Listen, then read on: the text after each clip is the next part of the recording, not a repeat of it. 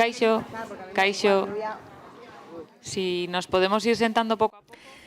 Eserlekuetan jarriko gara, pixkanaka, eta horrela hurrengo saioari emango diogu hasiera.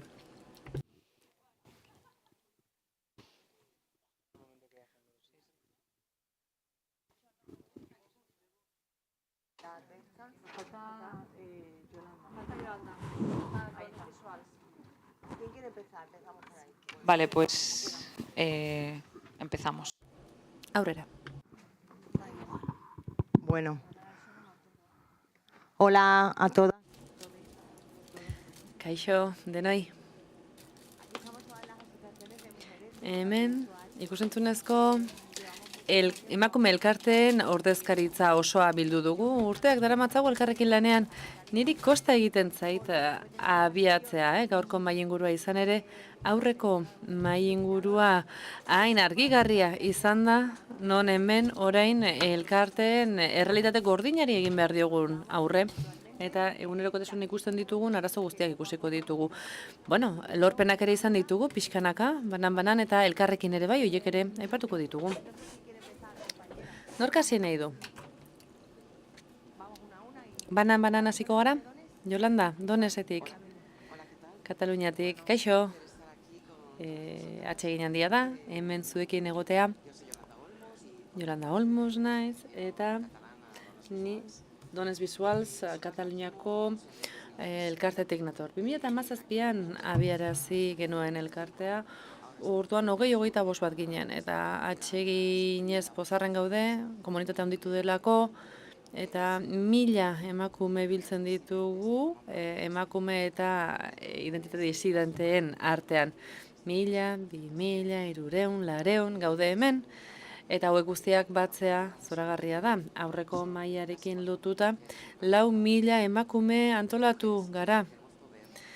Boterea dugu, irudimena dugu, eta dirua behar dugu, ekoizteko, sortzeko, aktivistak izateko, ezagutza sortzen jarraitzeko, eta lan hori guztia egiteko gure kultur instituzioek egiten ez duten lan hori guztia.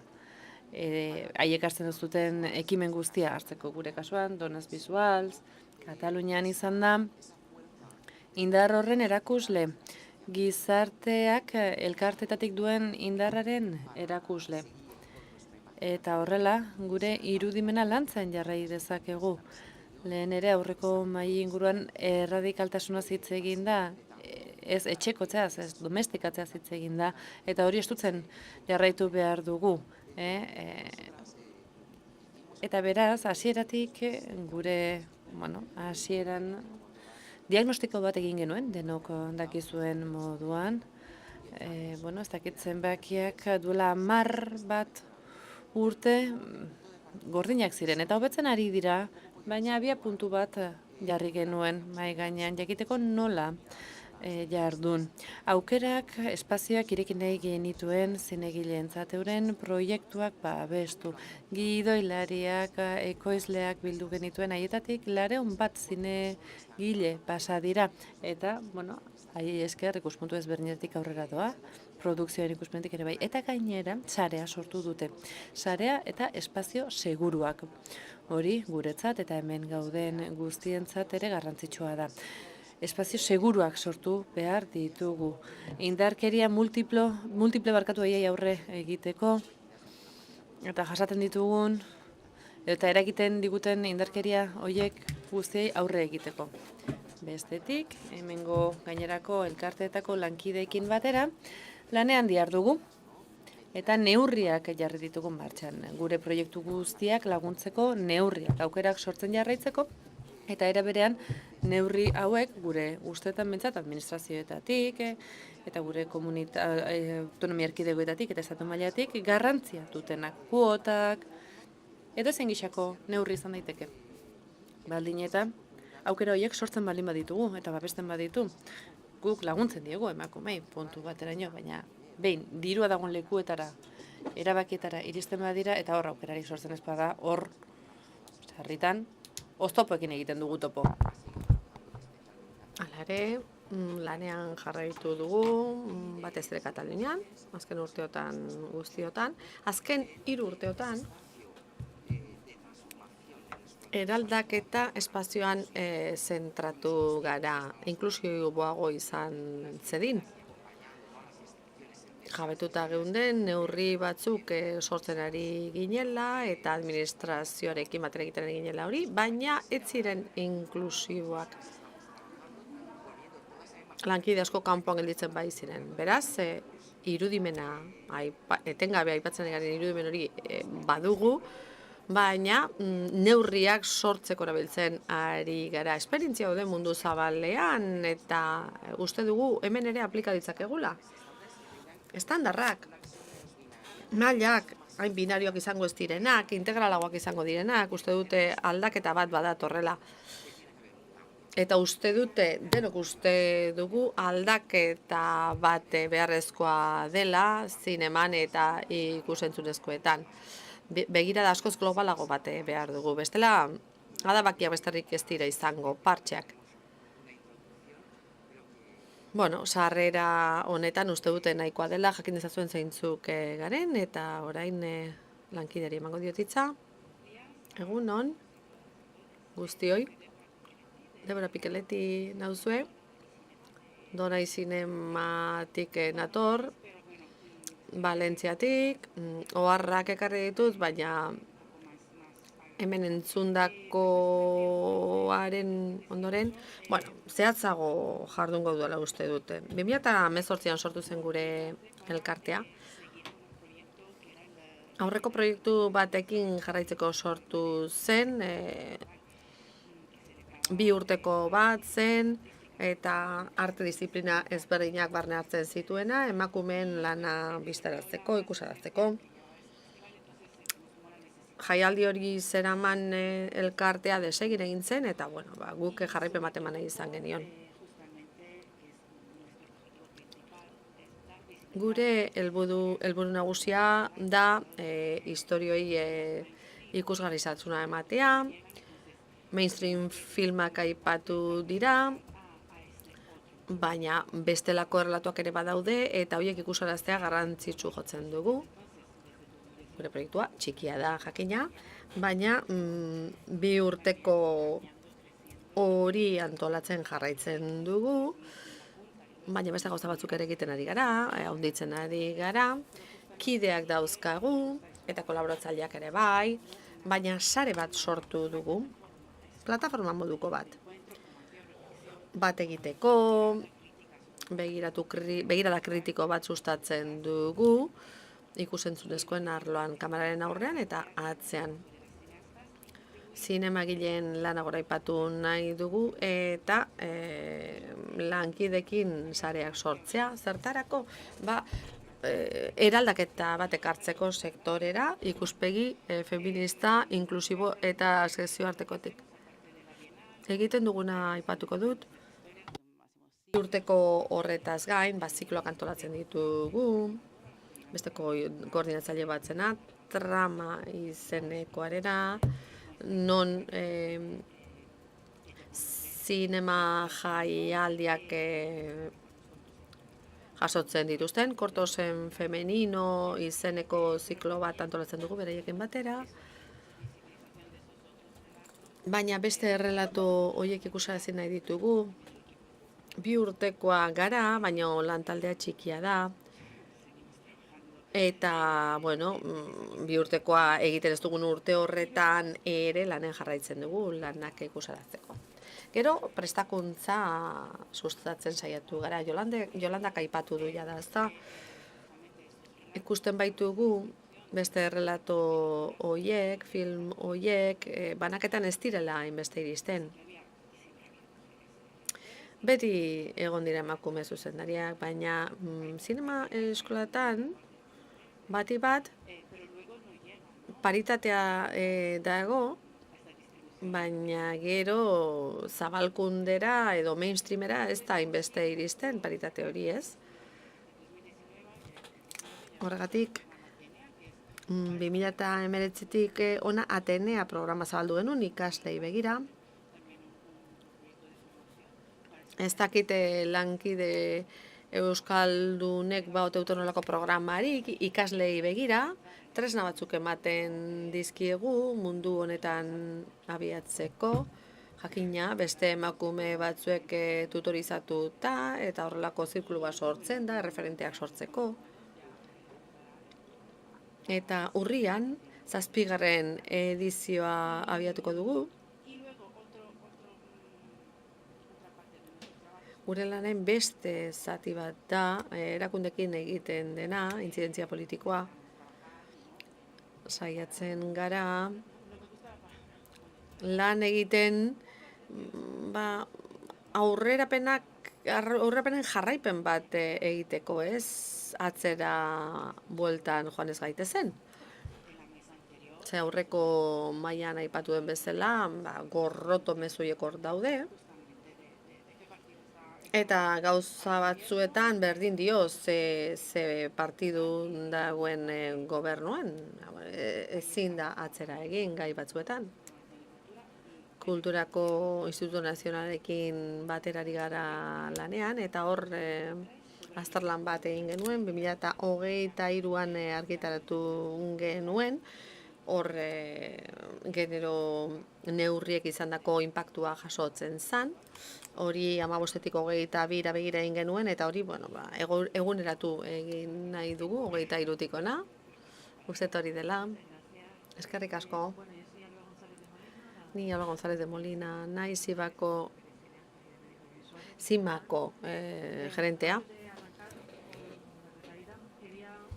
Eta hasi aurretik, argi utzi nahi nuen ze garrantzitsua den Espainiako emakume feministen elkarte guztiak hemen egotea. Egin ditugun aurrerapenen berri emateko, egin dugu guztien horren berri emateko, eta, erkide guztiek bat egiten dugula argi uzteko.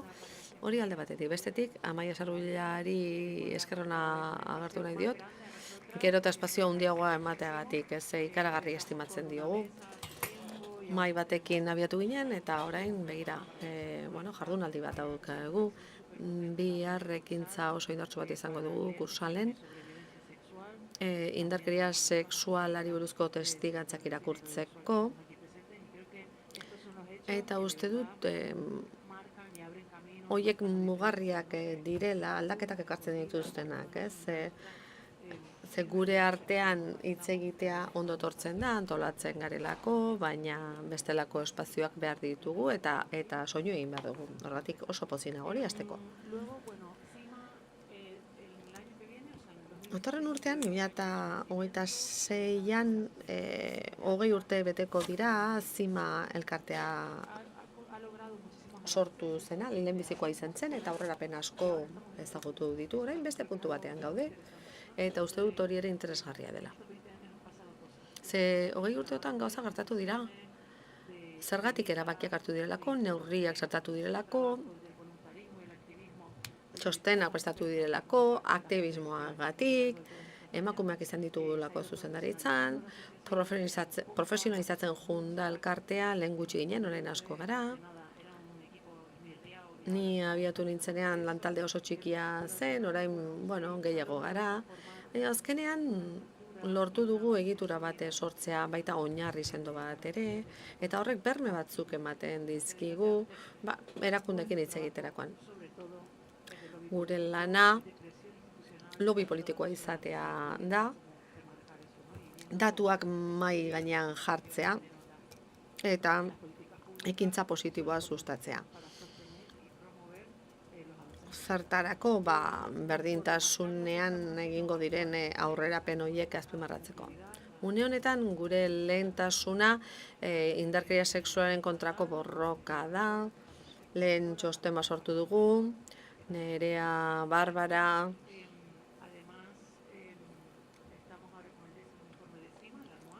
Zimaren 10. txostena ere prestatu dugu, profesionalen parte hartzea aipatzen dituena edo jasotzen duena, beti Espainiaren kontestuan, testu inguruan. Eta gero, lehentasuna ematen ari gara memoria berreskuratzeko proiektu bati filmotekarekin batera, unibertsitateekin batera, gauzak berreskuratzeko, zenbait obra berreskuratzeko, galduta egon baitira,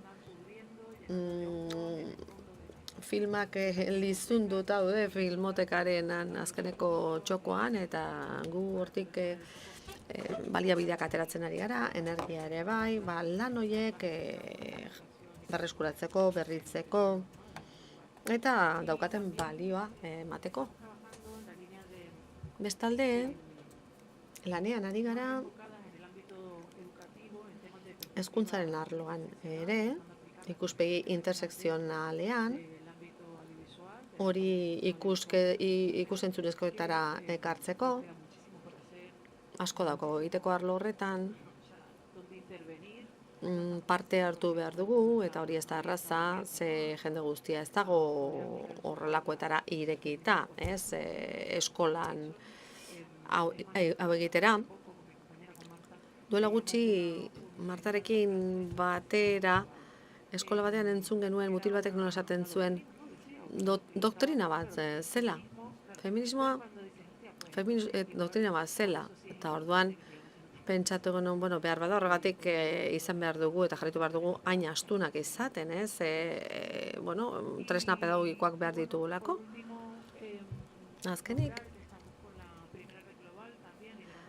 lehen sare globalarekin lanean ari garela, lider gisa, eta hori aldizkakoa izango da, lidergo hori kolektibo alik eta gehien parte har dezaten, une honetan 22 dira, lerrokatzen ari direnak, erkidego guztiak bertan egotea litzateke ideala, eta lehenbiziko jardunaldi, nazioarteko jardunaldiak antolatzea litzateke, berriz ere kuotei, neurri eta barri buruz, eta baita indarkeria sexuali buruz ere. Eskerrik asko zuen arretagatik.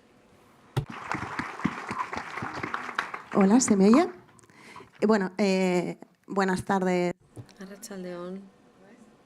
Denoi? Sonia Estevez naiz. Miaren zuzendaritza batzorrean nago. Animazioko munduan lan egiten dugu. 2008an sortu zen ofizialki gure elkartea, eta Iberoamerikako emakume animatzaileen elkartea da. Ez zeuden beste inon, ez zuten bere burua ordezkatuta ikusten. Eta zein da gure bere izgarria? Animazioa elektroi libre moduko bat dela zinemaren barruan, eta ez dira kontuan hartzen bere izgarriak edo bere alderdi ezberdinak, Egia da oso desberdina dela gure realitatea, eta horregatik sortu ginen, horregatik sortu zen gure elkartea. Nortzu garen, mia zer den. Eta elkartea ezagutu dezazuen, aipatuko dizuet une honetan zertan ari garen lanean. Asko jakingo duzue, nola animazioaren munduan maila globalean, finantziazioak berregituratzen ari direla. Eta batzuk izozten ere bai. Miaren helburuetako eta erronketako bat da, auto jasangarriagoak izatea, gehiago azial izateko. Beste helburu bat, hasieratik izan duguna, eta hemen apustu handi bat dago, Mianima izeneko programa bat da, mintegi moduko bat da, prestakuntza, pitxinak, horrelako gauzak egiten ditugu. Iberoamerikako emakume profesionalei bideratuta dago, filmak, film luzeak, film laburrak aukeratzen dira, eta horra apustu handi bat egin dugu, eta jarraitutasun bat nahi diegu. Aurtengo urrian egingo da, urriaren 23-24an Madrilen. eta aukeratutako lanen edo proiektuen pitxinak egongo dira, mi animasariak emango dira, aurten Korto Movistar sari ere badaukagu, mia market ere egiten da, mia azoka, ekintza asko eta masterclassak ere bai, gonbidatuta zaudete. Kasu honetan, programarekin ikusi duguna izan da, errato berriak sustatu direla, eta ikusi dugu gure istorioetan egitura narratibo bakanagoak daudela, ohikotik ateratzen direnak. Beste helburu bat, edo egiten ari garen beste lan bat da, prestakuntza. Ze konturatu gara, gure sarean, kide senior asko daudela eta junior asko ere bai. Eta orduan sarea, sendotu egin nahi dugu, webinar bidez, horrelako prestakuntza ekintza zehatzak eskaintzeko. Animazioaren ingurukoak eta ekoizpenaren ingurukoak. Eta azken helburu bat, edo azken lan bat, mia txostena izango litzateke, eta oso harro gaude, mia animan aurkeztuko dugu aurten. Eta horrek ikusgarritasuna ematen die sektorean gertatzen diren desberdinkeria ekintzei. Datu batzuk ekarri ditut, berriak, azken unekoak, Sara Alvarez, Nerea Cuenca, Saia Dueñez, Maitane Jungitu ari dira lan hori egiten. 22 film luze hartzen ditu, 22, 23, 24 urtetakoak, eta 130ko parte hartze gutxieneko baten daukate proiektu horiek. Lantaldeetan, animazio filmetan, konfirmatzen da departamentuak maskulinizatuta daudela, salbuespen batekin ekoizpenean horre ekitatea edo parekidetasuna handiagoa da. Feminizatuta dagoen film bakarra da El sueño de la sultana, Isabel Elguerarena 2023koa. Utopia feministan oinarrituta dago, Begun Rokeia Huseinek idatzitakoa 1905 urtean. Pertsonaia maskulinoak dira nagusi tramaren baitan, baina bigarren mailakoak eta estrak ere badaude. Eta kasu honetan hobekuntza bat dago, arketipo narratiboi dagokienez, 15 emakume eroe daude 16 gizonezkoen aldean, eta honekin adierazun nahi nuen txosten honi esker mian lanean jarraitu nahi dugula, ikusten ditugun, antzeman ditugun behar hoietan emakumei begira animazioaren sektorean jarraitutasun bat eskaintzeko erantzun hoiei. Mila esker entzuteagatik eta arretagatik.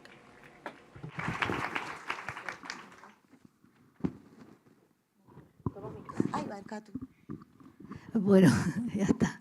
Hola a todas las personas. Kaixo hemen zaudeten guztioi. Eskerrik asko, geratzeagatik, egun ederra daramagu, oso sakona eta oso trinkoa. Ni Amatik nator, Murtziatik, ikusentzunezko medioak eramaten ditugu, gutxi gara, kideok urtean 20 euro ordaintzen ditugu. Eta, emakumen soldatak lantzen ditugu eta gero amaren lagunak ere baditugu eta horiek ez dute ordaintzen, lagunak, bide lagunak dira. Zergatik aipatzen dut hau? Lurraldeen arabera errealitatea ezberdina delako eta hori garrantzitsua da eta hor politika batzuk dauzkagu. Borroka asko egin dugu, diru laguntzak lortzeko, emakumeek 15% lortzeko lan asko egin dugu, baina horraino ez daukagu trabarik, baina gero zuritzeko orduan arazoak izaten ditugu. Oso zorrotz jokatzen baitute. 4.000 ematen dizkizute, adibidez, film labur bat egiteko, baina 3.200 bueltatu behar dituzu. Izugarria da. aurten diru laguntza asko eman gabe geratu dira. Esaten ziaten jo, eskatu, eska ezazue, baina, bueno, zertarako, gero bueltatu behar baldin baziren. Tira, hildo horretan, bueno, nahiko lan gogorra da. Hilean behi, emakume zinemagilei buruzko jardunaldiak egiten dituzue, 8-9 urte daramatzagu lan hori egiten. Historia publiko moduko bat sortu da, eta orduan galdetzen digute, emakume zinemagileek zer egingo dute hil honetan. Bueno, horren berri ematen diegu eta uste dugu interesgarria dela. Hau Murtzian gertatzen ari da, ez dakite hortik kanpo zer.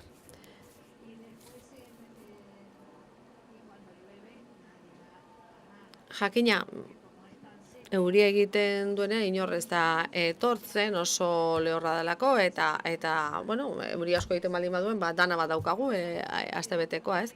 Beraz, bueno, gure zikloa pasatzen dugun egunean,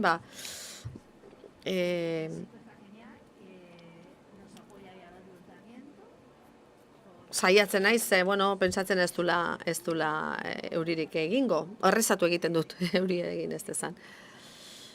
Bueno, zer egiten dugu? Zuzendari emakumea gonbidatzen ditugu, gugana etortzen dira, eta oso gustura hartzen ditugu, ze askotan, bueno, masterclass moduko bat egiten dugu, Nuria, Joana bertan egon dira, dara gonbidatzen ditut, Alba etorriko zaigu baita ere. Gustatzen zait ezagutzen nuen jendea gonbidatzea. Irudipena izaten baitut, kidek ere, bueno, maitasun hori sentituko dutela. Ikusentzunezko komunikazioa badaukagu unibertsitatean, baina ez daukate ez da alerrik, ez ezer. Eta horregatik berdintasunaren aldeko gidoietarako deialdi bat egin genuen, masterclass bat izan genuen, eta jende ikaragarri etorri zitzaigun, jende ugari. 2 aldiz egin behar izan zen saio hori, ze jendea desiatzen zegoen entzuteko. Zein darazoa? Fakultatea bukatzen dutenean asko Madrila edo Bartzelona joaten direla, eta bueno, hori gertatzen zaigu gurean. Berdintasunen aldeko gidoien kasuan, amaren 2. adarra baita, saiatu ginen gidoiak filma daitezen, eta hori egiten dugu aldugun moduan. Eta azkenean, esperientzia hori bizi behar dute, filmaketaren esperientzia hori bizi behar dute, ikusteko zure errelatu hori nola gelditzen da. Irudia, nola aurkeztu behar dezun, planoak, argia, ritmoa, zure begirada, zinemaren bidez, 7 arteen bidez, nola erreparatzen diozun horri guztiari. 3. lerroa, aman, naiz eta oso txikia garen gauza desente egiten ditugu, txosten bat da, amaren txostena, eta, bueno, jaialdi egurra ematen diogu, IBAF, Kartagenan, FIK, FIN, IBAF, eta Sombra jaialdia. Ikusten dugu, zenbat diru jasotzen duten, ikusten dugu baita ere, zenbat sari ematen zaizkien emakumei dirutan, bakar bat ere ez, alegia zenbat film aukeratzen diren, urteen arabera, 22, 23, 24 datua dauzkagu, eta ikusten dugu zenbat film aukeratu dituzten, fitxa teknikoari erreparatzen diogu, gidoiari ere erreparatzen diogu, aldugun neurria, estereotipoa jasotzen dituen ala ez, eta gero zeina jasoko dituen sariak ia bakar batek ere ez du pasatzen langa. Baina gure iritzia ematen dugu eta bialtzen ditugu unibertsitatera, eta badirudi Kartagenako unibertsitateak aurten argitaratu egingo duela 3 urte eta gero, beraz hor labur bildu egingo dugu. Eta uste hori dela dena. Porque no sé dónde puse la hoja que había hecho la síntesis. Nik uste dut laburpena egin dudala, baina ez dakit non utzi ditudan oharrak edo horria non utzi dudan, baina eskerrik asko Amaiari. ez dakit non dagon, eta eskerrak denoi. Oso polita baita, hemen egotea hasieran, ez genuen elkar ezagutzen, abia puntua zen, baina begira onaino iritsi gara eta iruditzen zait ederra dela.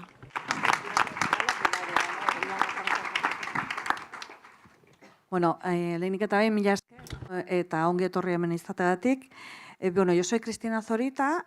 Ni Cristina Zorita naiz, kopresidentea, emeren kopresidentea. Ikus-entzunezko munduko emakumeen elkartea, arte eszenikoetan ere bai, ez? Arte eszenikoak erantzi genien elkarteari, ze hasieran gure artean aktorea zeudela, eta, bueno, beraiek gauza askotan ari ziren, publizitatean, telebistan, eta bar. Eta hortik sortu zen. Esan beharra daukat, hor daukagula erronketako bat, behar bada arte eszenikoek leku gehiago izan beharko lukete. Zimak 20 urte ditu, datorren urtean guk 10 egingo ditugu. Galdera erantzun batzuetatik sortu zen. Izaskun Arandia Londosetik zetorren bueltan, bertan denbora urte asko pasatu ondaren, eta galdetu zuen, non daude emakumeak hemen? Errealitate hori nun dago? 2016 zen orduan, Euskal Industria txikia zen eta oso maskulinizatuta zegoen, gizon taldeak ziren, filmaketa joaten zirenak, hori zen errealitatea. Erantzuna izaten zen, ez dakigun nun bilatu emakume horiek, ez dakigun nun dauden.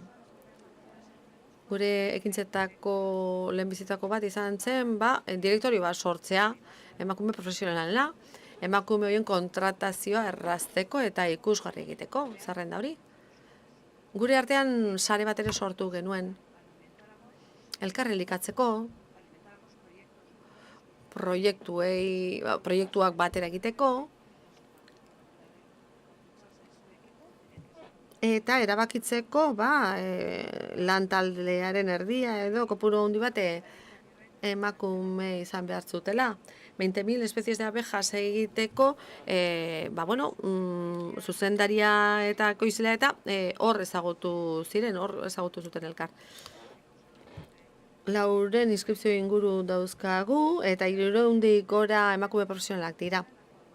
Gure lana prestakuntzan zentratzen da, besteok esan duzuen bezala, ikusgarritasunean ere bai, erakundekin eta jaialdiekin kolaboratuz, eta, pixka bat eragitea politiketan eta sareak egiten jarraitzea. Garrantzitsua da elkar ezagutzea. Horregatik GTI-rekin batera lanean ari gara, Europako erakundekin ere bai. Ardatz nagusiak zeintzu dira? Emakumeak ikus-entzunezkoan txertatzea, horretan jarraitzen dugu. Zailtasunak izaten jarraitzen dute. Adibidez, emakume askok ikasketak bukatzen dituzte eta ez dute aukerarik ikusten. Datu bat jaso genuen eta hau garrantzitsua da. Guk ez ditugu txostenak egiten. Pilarrekin aipatu bezala, nahiko modu prekarioan funtzionatzen dugulako. Gu, zuzendaritza batzarrekoek lan egiten dugu, pertsona bat kontratuta daukagu, eta, puntualki komunikazioan, eta fakturazioan, eta laguntzen digute, baina ez dugu beste zertarako aukerarik izaten. Kulturaren behaketarako institutuak txosten bat atera zuen, oso emaitza txarrak zituenean, komunikazioan gehienak emakumeak zirela, baina gero industrian proportzio hori ez zegoela. Eta beraz, datu hori eskuetan genuela, instituzioak konbentzitu genituen aukerak proiektua abiarazteko. Mentorizazio proiektu bat da, 100 ikaslek parte hartu dute bertan, 5. edizioa izan da urtengo aia da. Proiektu de mentorización de cortometrajes, de proyectos de cortometraje en el que se les dan tutorías de dirección. Eta hor, ilustrametraiak eta laburmetraiak ere egiten ditugu, gero lan egiten da gidoian, produkzioan eta pitxak ere lantzen ditugu, eta 100 bat ikasle pasa dira bertatik. Eta, hor 11 film labur egin ditugu, eta horietako 5 kimuak programakoak izan dira. Eta kimuak da Eusko Jaurlaritzak dauka nazioartekotzeko programa. Lehen, kimuak, 6 proiektu hautatzen ziren, eta denak gizonezkoenak ziren. Gaur, egun, lortu dugu edizio bat izatea non proiektu gehienak emakumeek egindakoak diren. Horrez gain, eta horri esker, momentu honetan, aukeran egiten diren proiektuak EITBek zuzenean erosten ditu. Eta ikusten ari gara, hau ari dela emaitzak ematen. Aurten, lehen, egia esan, emakume gazteek parte hartzen zuten bertan, ikasketak bukatu orduko, txertatzen zirenak gaur ikusten ari gara, beranduago laneratzen direla ikusentzunezkoetan emakumeak, eta beraz, adin mailarik edo adin mugarik gabe derri dugu izan daitezke. Ikasle gazteagoak izan daitezke adinekoak eta gerturatu diren horiek. Noski, ez dute ibilbide profesional markatu edo nabarmen bat izan behar, baina emakume orori bestela guzten zaio bertan sarbide bat izaten. Eta konturatzen ari gara, orain, behar dugula soinu teknikari bat proiektu honetan. Eta horrela, pixkanaka gure sarea edatzen goaz. Oso garrantzitsua da, jaialdiekin lankidetzan jardutea. Horrela, ikusgarritasuna areagotzen dugulako. Esate baterako, zinemalean edo zinebin, Bilboko film labur dokumentalen jaialdian egiten ari dira orain aukera, programako hainbat proiekturen aurkezpena, eta era berean, EITBrekin, eta radiotelebistarako anizasun behatokiko arduradunekin harremanetan gaude, eta baita Euskal Aktoreen elkartearekin. Momentu honetan, proiektu oso garrantzitsu bat daukagu, intzidentzia politiko handia duena. Emakunderekin batera ekin dugu, eta baita EHUrekin batera ere. Eta haiekin batera, protokolo bat landu nahi dugu, ikusentzunezkoen eta arte eszenikoetan gertatzen diren indarkirien kontra. Lehen datuak bihar bertan plazaratuko ditugu. Horrez gain, intzidentzia politikoari dagokionez, Euskal Kultur Behatokiari berriro ere txostena ateratzeko eskatu diogu. Iruditzen zegulako 10 urteetan aldaketa nabarmena izan dela. Beraz, Ibaiarekin batera, Ibaia ekoizleen elkartea da, eta txosten berri bat eskatu dugu. Ikusteko, gure bisibilizazio, ikusgarritasun lana, eta erakundeek abian jarritako ekintza positiborako ekintza horiek, bai filmaketetan, eta baita kuotei dagokionez hartutako neurriek ere, horrek lagundu ote duen ikusentzunezkoetan emakumeen presentzia areagotzen. Eta iruditzen zaigu, era berean, honek erakutsiko digula zein norabide hartu. Honaino, nire aurkezpena gero, sakonduko dugu helburuetan, eta abar. Eta, Pilar esan dugu, gu momentu batean, elkarte eneko prekarioak gara. Ez dugu infrastruktura handirik eta finantziazioa behar dugu erronka handiagoi aurre egiteko eta txostenak geuk ateratzeko. Eskerrik asko. Gracias, Cris. Bueno, yo soy Pilar Crespo, Pilar Crespo naiz, AMAko presidentea. Ikus-entzunezkoetako emakumeen elkartea gara, 2011an sortu ginen, 14 urte baino gehiago ditugu, eta nire lankideek aipatu duten moduan gu geuk ere intzidentzia politikoan behar dugu Andaluzian. Eta gai izan gara gure laguntzetan, ekintza positiborako neurriak hartzeko puntuak erabiltzen ditugu horretarako. Orain kuota baloratzen ari gara, ez dut beloirik zabaldu nahi oraingoz, baina guk planteamendu horiek baloratu nahi ditugu. Kristinak epatu duen moduan, eta hemenen gertatzen den moduan, estruktura arazo handiak dauzkagu. Gu modu horizontalean lan egiten dugu, gure administrazioa kudeatzen du, baino leher eginda daude, akituta gaude. Izan ere, denborak kendu behar dugu gure lanari, gure bizitza pertsonalari eta ez daukagu astirik hemen daukat 2026-erako proposatu ditugun proiektu zoragarriak dira, neskatilentzako landa eremuko proiektua sortzeko, erresidentzia egoitza hori ere berrartzeko, jaialdiarekin jarraitzeko, baina ezinezkoa da. Hasieran ere, esan dut, lehengo mai ingurua oso inspiratzailea izan da, baina horren aurrean, hemen agertuko dugu zein den errealitate gordina bakarrik gaude, nekatuta gaude.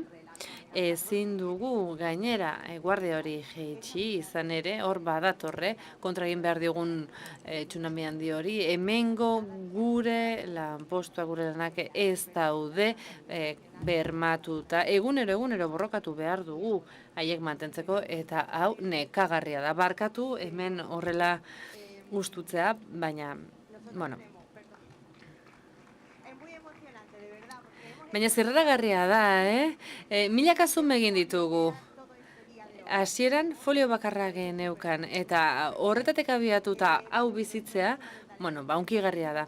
Intzidentzia politikan behar dugu, esan dut, eta gure jaialdia ere eraldatu nahi dugu. Oso zaila da, finantziazioa lortzea ere alaxe da, baina honek ikusgarritasun handia ematen digu, bertako bazkidei eta baita gainerako lankidei ere. La Furia ikusi dugu, esate baterako aurtengo edizioan.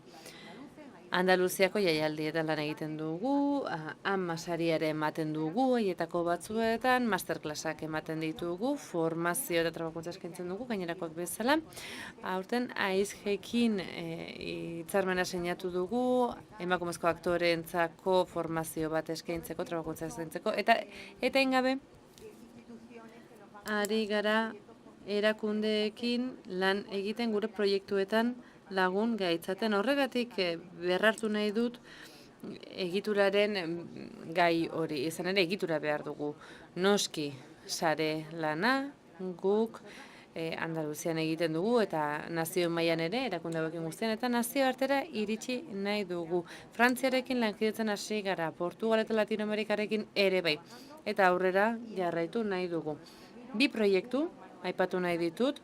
Bueno, praktika edo jardunbide honen egidaliburu bat, eta hori industriako sailean aurkeztuko dugu bihar, azkenean, eta txosten bat egiten ari gara, zimarekin batera, emakumeek ikusentzurezko sektorean duten egoera Andaluzian agertzeko. Hau ezinbestekoa da. Andaluziako daturik ez daukagu, eta hau ezinbestekoa da, datuak ezinbestekoak dira erakundeekin daukagun borrokan. Bestela, badirudi, gure iritzi hutsa dela berdintasuna iritsi ez dela, eta ez, grafikoak behar ditugu erakusteko non geunden eta non gauden.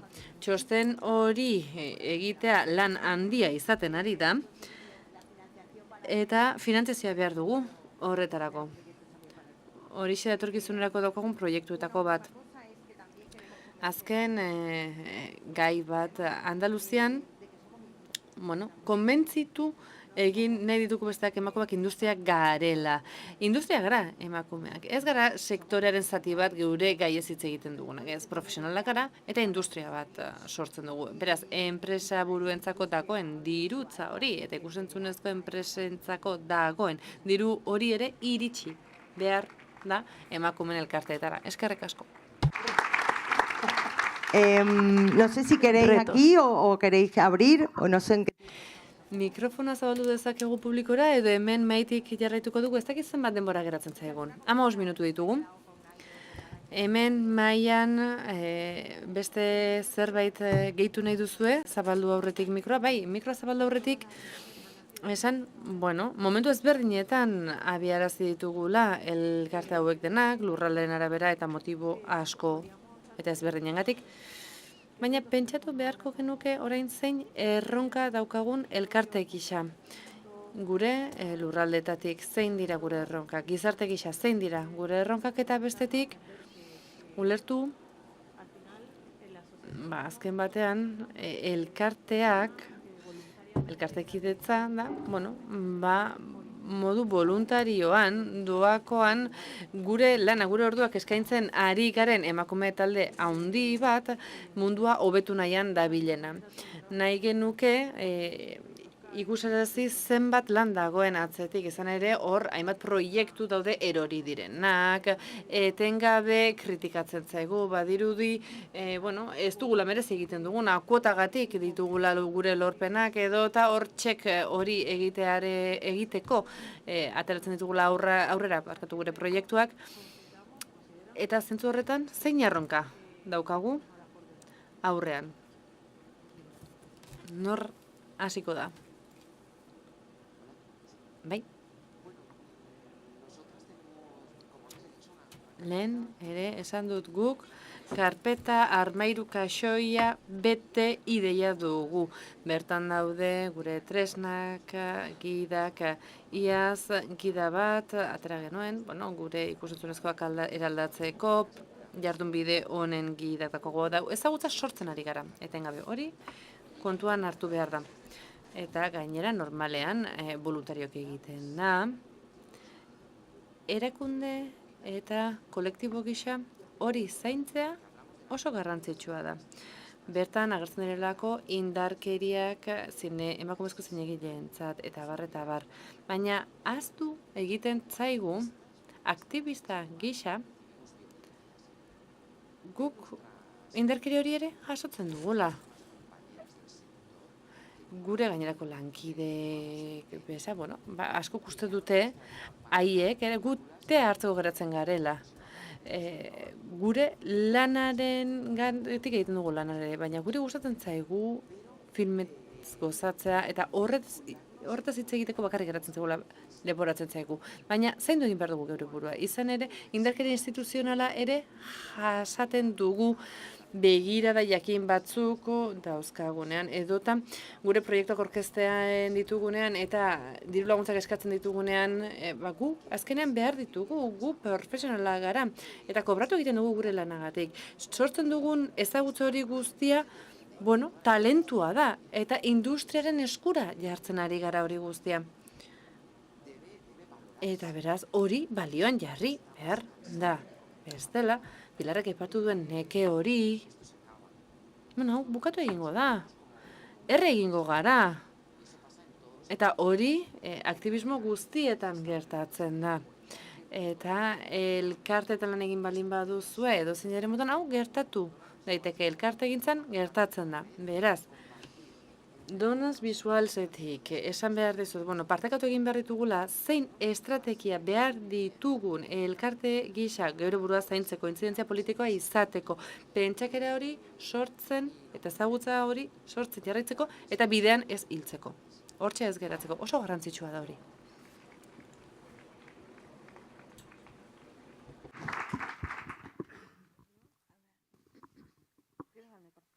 Si hay gente del público también que quiera... Publikoan parte hartu nahi balin baduzue, altxe askoa. Azkenean aurkitu dut nire horria. Eta, guk ere, ez dugu xentimorik ere. Urteko txostena da hau, baina egiten dugun trampa bat da. Hau da, nik komunikazio irakaslea naiz, perspektiba daukana, eta beraz nik nire praktika guztiak ikusentzunezkoetara dakarzkit. Eta beraz nire ikasleek egiten dituzte pelikulen fitxak eta bar. Noski. Y entonces, pero después están encantadas y eso, pero es un poco... Voluntariok egiten da, baina trampa egiten dugu, esan behar da. Eta guk ikusgarritasun horri eutsi nahi diogu zorionez. Hor Murtzian bultzada handi bat eman digu, Nuriak eman digu. Nuria fundatzaileetako bat izan da, Ama Mari Carmen eta ni ere, bai. Aspalditik ezagutzen dugu elkar. Eta harro gaude, iritsi den lekura iritsi direlako. Katalanei esker, eurek babestu zuten gure proiektua, ze Murtziak bakarrik ezin izango luke aurrera egin. Eta hori ere aitortu behar da, eta aldarrikatu behar da. Izan ere, hor, dirua baldin badago, eta badago, enpresa asko, ugari daude, pizgarriak dauzkatenak, baina proiektu falta dugu. Arraroa da. Beraz, sortzaile guztiak ikusgarri nahi ditugu. Inor ez da dira geratu kontatu nahi duen historio hori kontatu gabe. Emakumerik ez jakina. Hori da gure leloa. Gero berdintasun sarearen araua betetzea, ze emakumearen zuzendari nagusia etorri zen, inspekzio bat pasatu zigun, ikuskaritza bat, baina 90 eserlekuak beterik zeuden, 3 film labur eder eman genituen, eta emakumea unkitu egin zen, eta orduan santzigun bai, besten jarraituko dut proiektu hau. Ze, arriskua zegon. Murtziako aurrekontua duela 10 egun bozkatu da, Voxek blokeatu egiten zuen, eta badirudi orain desblokeatuko dutela. Aurten ez daukagu gure aurrekontu propio hori, baina beste nonbaitetik aterako dugu. Beste gauza bat ere egiten dugu, alegia, guk lan egiten dugunean, fin laburretan eta bar, jartzen dugu ze herrialdetakoak gara binarioa garen ala ez. Ze hori ikusgarri jarri nahi dugu. Boliviako makilatzaile bat dago, Murtziako kamara bat ere bai, hori ere ageri da. Murtziakoa direnean, lesbiana bat dago,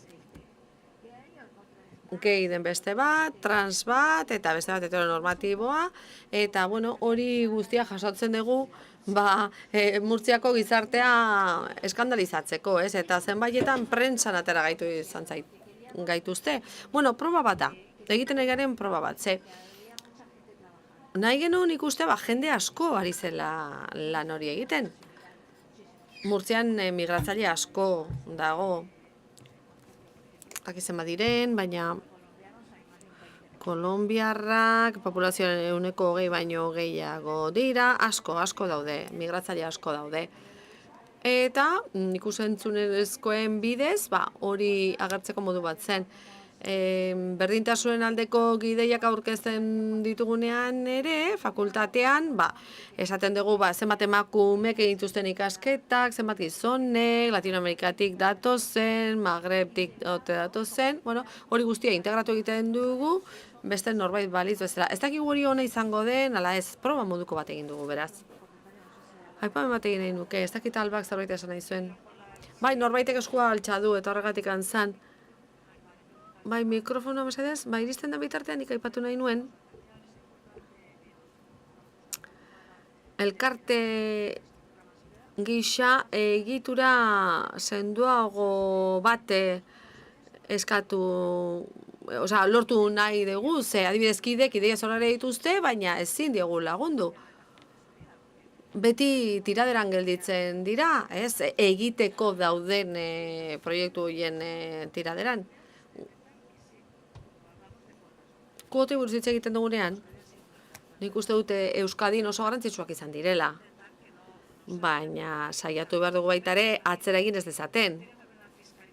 Fiskalizazio bat egon behar izan du, hasieran kuotekin zer gertatzen zen, proiektu bat aurkezten zenuen eta esaten zuen nik gidoilari emakumea daukat, konpositore emakumeare bai, eta gero realitatean, ez ziren hori guztiak agertzen, eta orduan orain ja fiskalizatzen ari dira hori.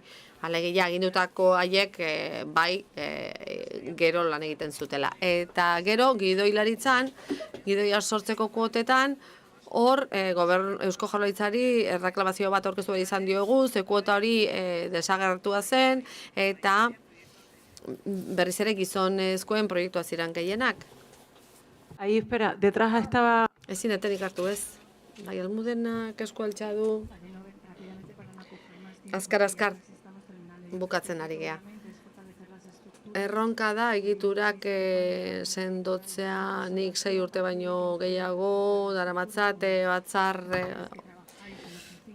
zuzendaritza batzarrean eta benetan bulegoko lankidei esker egin dugu aurrera, kideen beharrei erantzuteko eta guk ikusi genituen beharroiei erantzuteko feminismoaren ikuspegitik beti ere. Erronka beraz finantziazioa da, egiturak sendotzeko kontuan izan da gainera, zeri begira gauden, guk orain dirua daukagu egiturarako, eta horren parte bat bazkidetatik dator, baina baita ere laguntza publikoetatik, baina zer gertatuko da Bizpahiru urte barru, eta hor bai pensatzen dugu, jo, zer egin behar dugu aldaketa politikoak gertatzen baldin badira?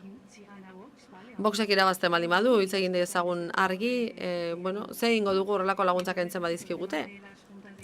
Beraz, zuzendaritza batzarren arazoak dira, militanteak garela, ez dugulako obratzen, baina profesionala garela, lanean jarraitu behar dugula, dirukarri behar dugula etxera, semea behi jaten emateko, eta nik uste dut hor dagoela erronka nagusia, egoera politiko aldagarri honetan, nola egin, ze badirudi okerreragoa zela, espero dezagun ez, baina tira. Bukaeran bazegon beste galdera bat.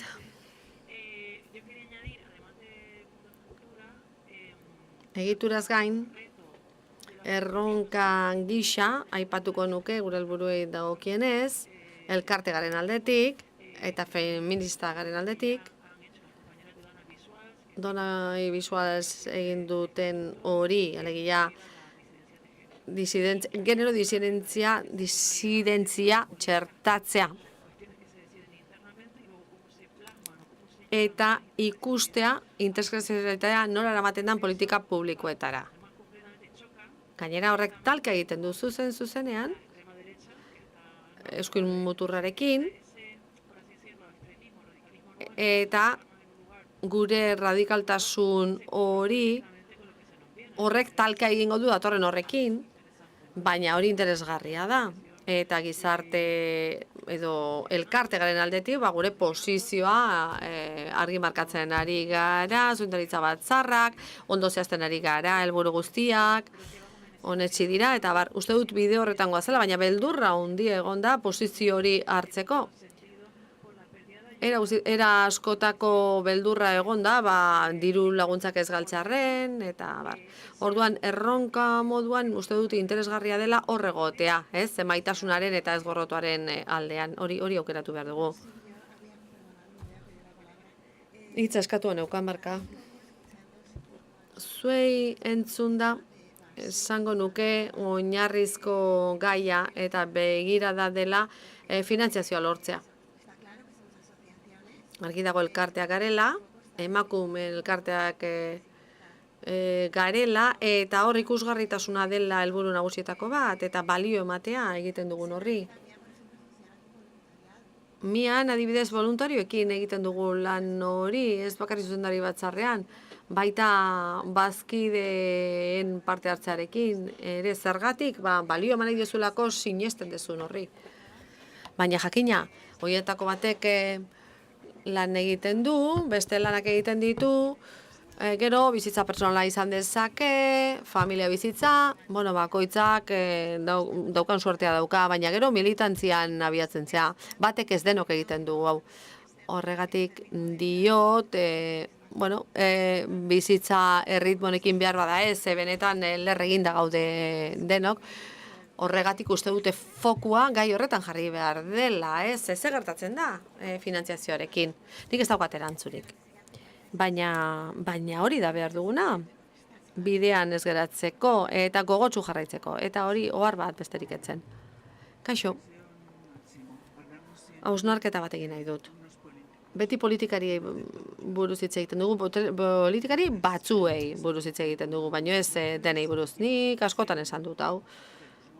Guretakoak izan da ere, ez zitzaigun puntu bat eman, diru laguntz batzuetan ez ginelako parekideak denak emakume ginerako.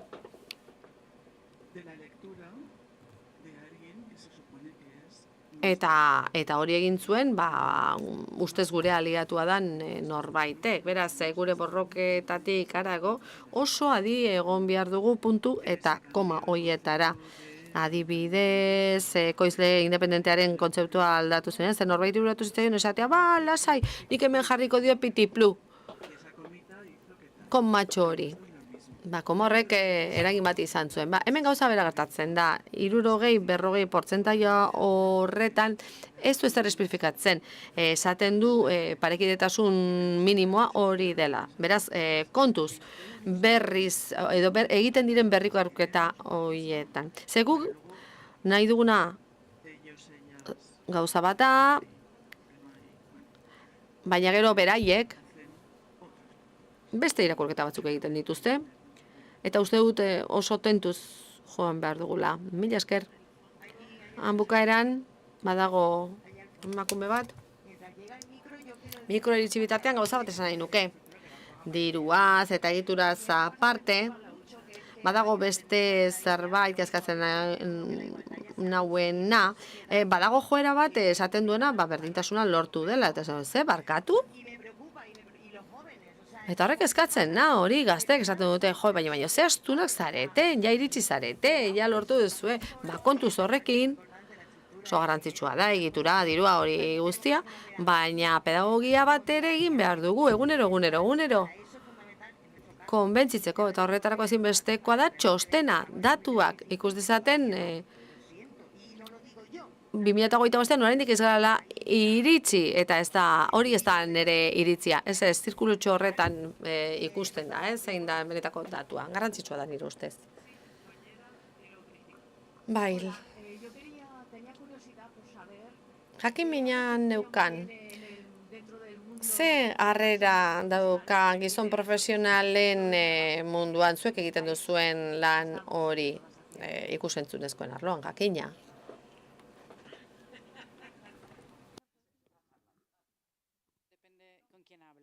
Bueno, norekin hitz egiten duzun, ezta? Interesanturik ez dute izaten, ez dira gugana hurbiltzen, norbait ikusi dut, amaieran ikusi dut gizon batzuk, baina joan den egunean aipatu genuen, zenbat etorriko ote dira, ezta? Gizarte honetan, norentzako gaia izango da, edo denontzako gaia noiz izango da. Gu, erakundetako gizon batzuekin, hasieratik hor egon dira, presente egon dira. Eta ikostu diran film labur batzuetan, bai, egon dira batzuk, baina tira, ez dakigu, gaur baliteke hemen egotea, baina behar da biarez. Behar bada batzuk boladan gaude, ez da, modan gaude, eta behar bada hori bukatuko da, hori esan egin didate. Gidoigile batek hori esan zian, emakumei buruzko gauzak idatzi behar zituela, modan daudelako, boladan gaudelako, eta, lauzpabost emakume gidoigileren aurren esan zuen. Egia da, eta hori entzun izan dugu, lanik gabe geratzen ari direla, puntua direla eta ez direla, emakumei deitzen dietela, behar bada ez dutela nahikoa talenturik, baina lana lortzen direla eta beraiek ez. Hori bai, hori iristen zaigu. Eta emakume batzuk ere, ziur gabe sentitu dira, eta pentsatu dute, baina mereziote dute menegotea edo ez, hor dago. Kritika, zergatik gaude, zenbat balio dugun, ez dugu balio? Bai, behar bada hor eragin bat egon da, bai. Zinemurrek deitu zidan, elkarte batek, eta santziaten aurten 10% bilatuko zutela, joan den urtean 15%, ia erorin itzan, ez da? Galdetu nion, ze nora buratu zaigu, 140 iritsi behar dugu, eta? Jolandak esan du, ze garrantzitsua den elkart zaintzea. Ze datorrena, ez da nola nahikoa, dana bat, baina dana gogorra izango da. Beraz, prest egon behar dugu, hori da garrantzitsuena, jakin behar dugu non gauden, eta hemen bat eginda egotea. Eta hor dauden lauzpabost gizon hoiena gurekin bat egiten dutena, uste dutelako injustizia sozial bat dela gertatzen dena, eta giza eskubideen gabezia bat delako. Gu hemen ez gaude hemen gogoa daukagulako. Bai, filmak ikusten egon gintezke, asko daude eta oso interesgarriak, eta gogoko ditugu. Beraz, garrantzitsua da, hemen gauden guztiek elkar babestea, eta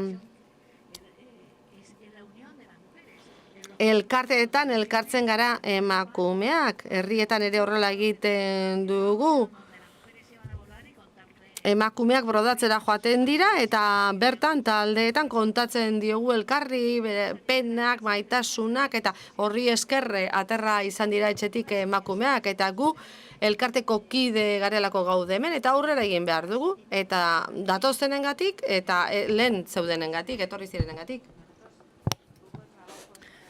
Guk, gure lurralde arteko taldean, 50 geneukan 2025-erako. 2025-ean gaude, eta 50 hori ez da erreala. Behar bada, helburu hauek berraztertu behar ditugu. Baina, borrokan jarraitu behar dugu, komplikatu delako, eta hor finantzazio importantea da, baina era berean, eskubide izan behar genuken nahi ditugun historia guztiak kontatzeko. Momentu honetan, esaten digute, hemen dauden eskin historiak, baina ez ditugu bakarrik kontatu nahi. Nahi ditugu aurrekontu berdintzaleak. Nahi dugu emakumeen proiektuek gizonezkoenek duten gastu gaitasun bera izatea. Nahi duguna kontatu. Aukera hori izan. Ez dadila dena izan, aitatasuna, matasuna ez, behar bada beste gauza batzuk kontatu nahi dugu beste modu batzuetan. Eta etorkizuneko erronka horiek uste dut denok dauzkagula. Industria anitza izan dadila, eta begirada ere bai. Eta nahi dugun guztia egiteko aukera izan. Eskerrik asko. Denei, argazki atera behar dugu, hemen, kanpoan, ate ondoan, mesa ez dena konbidatuta zaudete. Oso garrantzitsua da argazki hau.